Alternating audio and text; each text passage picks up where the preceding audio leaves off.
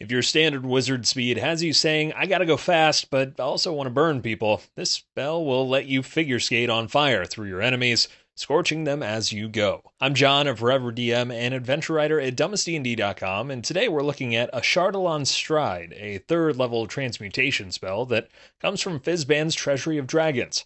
Available to artificers, rangers, sorcerers, and wizards, Ashardalon Stride only takes a bonus action to cast, which is pretty nice overall. There's no material component cost, and the effects last for a full minute or 10 rounds of combat as long as you are able to concentrate. You could also get a hold of this spell with the Arcane Trickster Rogue and the Eldritch Knight Fighter. Named after the biggest, baddest dragon of them all, Ashardalon Stride is all about footwork. Floating like a fiery butterfly and scorching like a bumblebee on fire, your party will applaud as you triple axel the eyebrows off your foes. Also, if you want more on Ashardalon, check out the 3rd edition module Bastion of Broken Souls. Definitely run that one for low-level parties. They'll be fine. Exactly the same as Flame Stride from Unearthed Arcana. Ashardalon Stride is a molten marriage of 2 first-level spells, Zephyr Strike and Long Strider, extending movement speed by 20 feet and dealing 1d6 fire damage to those you blaze by. There are a few different ranger builds out there around this spell, with some granting you 75 feet of standard movement based on your skill and the spell, which you could then double with dash and still deal damage over the 150 feet you move. Now, before I get into the rules as written, do me a favor and mage hand that like button and consider subscribing so you get the latest in our spell series every time we post. Now that shameless plug is out of the way, let's take a look at the rules as written. The billowing flames of a dragon blast from your feet, granting you explosive speed.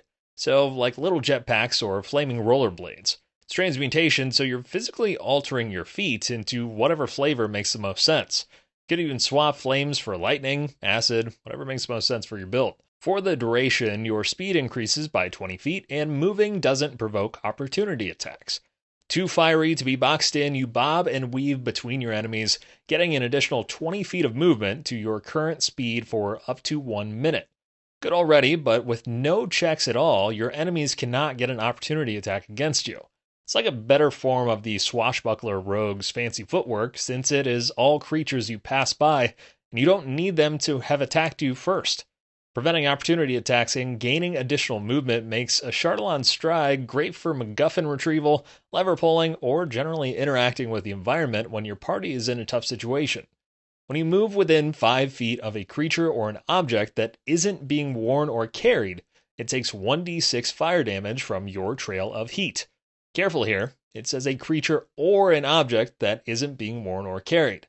So if you need to make sure you don't burn up the delicate tapestries being traded in a market, using Ashardalon Stride might not be the best idea. What that means, though, is you could set up a pretty elaborate trap for a batch of enemies by having your Strider taunt the enemies, they encroach into a very flammable area, then the Strider Ashardalon strides their way out, igniting the area as they go.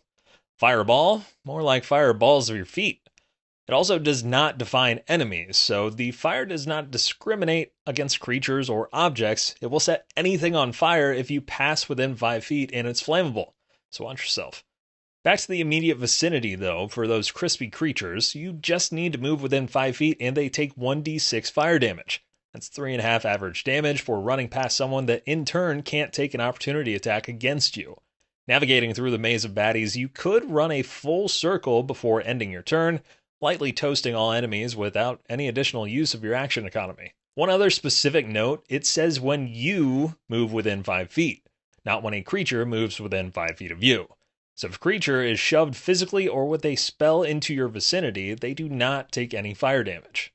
And don't groan at me, I don't make the rules, I'm just here to explain them a little further. A creature or object can take this damage only once during a turn.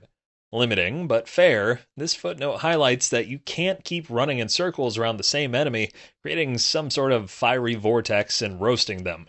Passing by more than once garners no additional benefit, but all that seems fair enough to me. At higher levels, when you cast this spell using a spell slot of 4th level or higher, increase your speed by 5 feet for each spell slot above 3rd. The spell deals an additional 1d6 fire damage for each slot level above 3rd. So cast at 6th level, for example, you'd increase by 35 feet and deal 4d6 damage to each individual.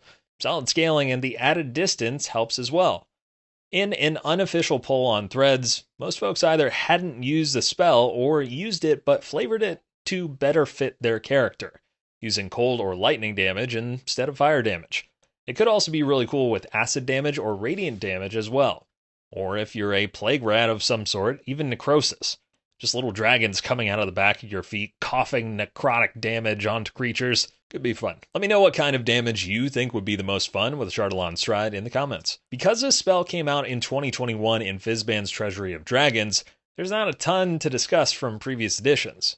It is important to not mistake Ashardalon Stride for the 3rd edition Fire Stride, which was a 4th level teleportation spell for sorcerers and wizards. It's a shame it died in 3rd edition because it sounds pretty dope. You gain the ability to step into fires and move from one fire to another. And it goes on to say, Fire Stride provides no protection against fire, so it is advisable to obtain such protection before using the spell. Listed as Flame Stride in Unearthed Arcana, Ashardalon Stride now sits comfortably in 5e canon. Ashardalon Stride might not get much love since it was listed in a later book, but as a 3rd level bonus action spell that adds damage as your PC moves about the battlefield, this seems like a solid run and gun spell to pick up. I can see it especially being valuable for Arcane Trickster Rogues and Rangers who already have sneaky speed. Some other channels like DnD Daily and D4D&D Deep Dive have created whole characters around this spell, calling them Grease Lightning and Blaze Runner builds. This is an easy one to sleep on, but take a look, and if your campaign allows draconic magic, this is one I definitely consider picking up. What did I miss about Ashardalon Stride? Be sure to let me know in the comments and check out more in our spell series. Next up, we've got the 9th level necromancy spell, Astral Projection. We're still going alphabetical through all of the spells in D&D 5e, doing deep dives on the rules as written, history, and uses, sometimes putting out separate use videos because there are so many, like Arcanus Magic Aura.